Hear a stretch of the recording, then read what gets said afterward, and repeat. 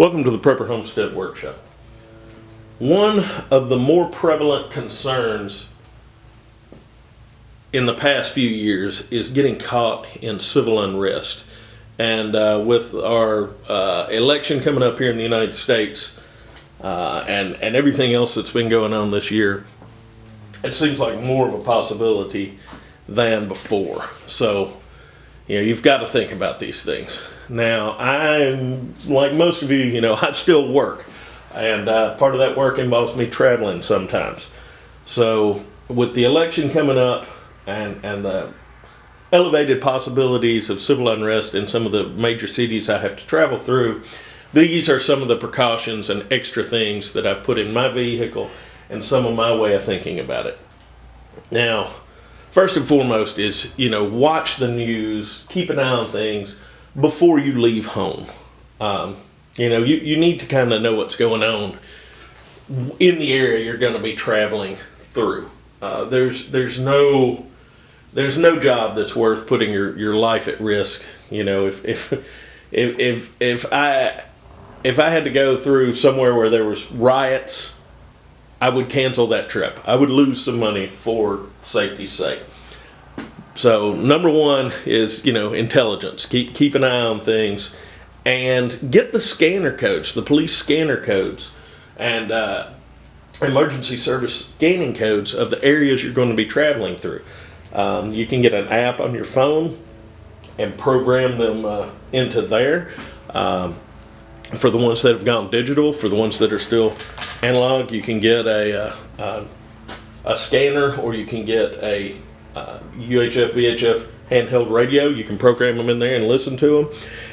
And that, as well as the radio, will help you know what you're getting into. Have paper maps in your vehicle with alternate routes marked on them. So if you're approaching a city and you're listening on the radio and they are raising hell in that city, you can bypass it, go around it, just don't get into it.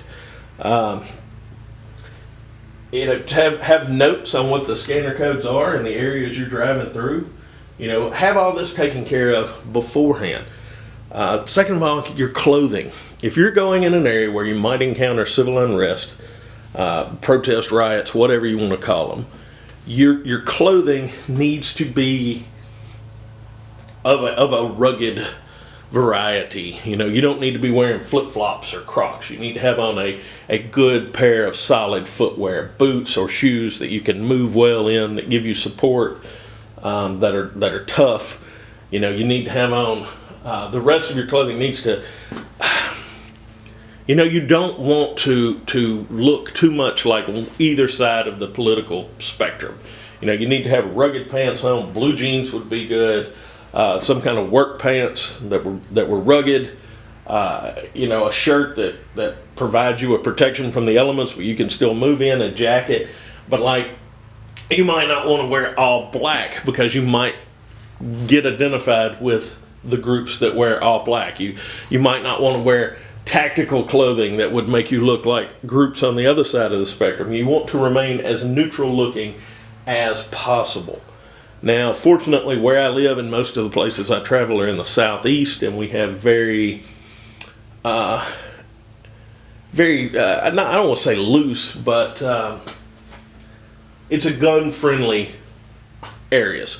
So if you have a carry permit in one state, all the states I'm traveling through are reciprocal, and I can carry through them. So, have concealed carry, as always, as a last resort. You're not trying to get engaged in anything. You're trying to avoid it.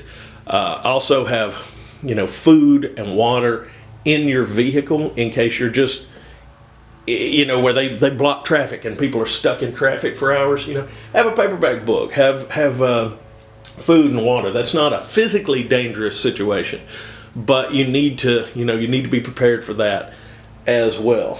Now, last resort, the last thing we're going to talk about is if you are actually trapped in your vehicle because of a riot type situation. Stay with your vehicle as long as you can. Don't get out, don't engage people, don't yell at people no matter how mad you are, frustrated. You do not want to become a target. You want to be as safe as possible for as long as possible.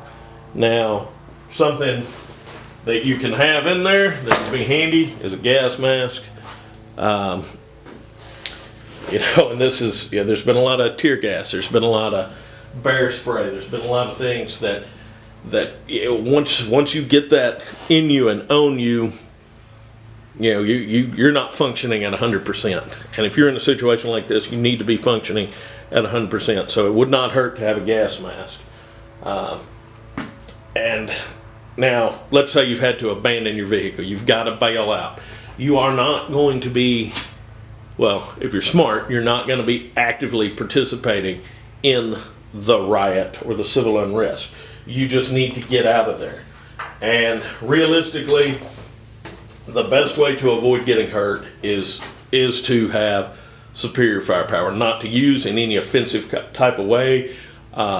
Even the appearance of just, you know, actually having a firearm might prevent people from attacking you. But yeah, if you're gonna have a gun, you're gonna have to feed it. So this is a simple Chi-Com chest rig, 3 magazines, some mid gear on board, and I chose this specifically over a plate carrier because I think a plate carrier makes you, it makes you look more like one side of the political spectrum. And you know, there hadn't been a lot of rifle rounds going down range at these things. A lot. There have been some, but not a lot. So I don't know if a plate carrier is the way to go. And you want to remain as low key as possible. So this is just indescript. Anybody can get these. So this is the chest rig that I'm going with. And then a basic bitch AR pistol with the arm brace. This is compact. It can stay in your vehicle. In the states that I will be traveling through, this is a handgun, and even without a permit, this can be loaded in your vehicle. A rifle cannot, but this can have one in the chamber and be loaded in your vehicle. So that's the reasoning on that. And I'm going to say again, the idea to have this isn't to engage anybody. It's just to be able to get out of a situation. So getting out of a situation, breaking contact, another thing that is handy in that is to have some smoke. These are commercially available smoke grenades made by Enola Gay, I believe. Yeah, Enola Gay. And the 18s and the 18Xs have a higher smoke output than the little ones. They're more expensive. Of course, the M18 military smokes are ideally, you know, they put out the most smoke, and this can be advantageous when breaking contact with a hostile crowd. Remember, you're just trying to get out of there. You're trying to be safe and just hit the road. So that's what all of this stuff is in mind. Of course, you've got like a get-home bag in your vehicle. It's a lot like a bug-out bag, but it's just enough stuff to get you home if something happens and you have to take off on foot. But if you're in a situation where there's civil unrest, you're going to have to get out of there and then find authorities, you know, because there's going to be cell phone video of you jumping out of your vehicle with your gun and taking off into the interstate woods or whatever. So, you know, just don't do anything illegal, and you won't have to worry about the repercussions of that. So these are my thoughts. This is stuff that I'm taking for my trip right after the election. Hopefully everybody stays safe no matter their political affiliation, and hopefully everybody will just keep their heads through this sporty year we're having. All right, be careful, folks.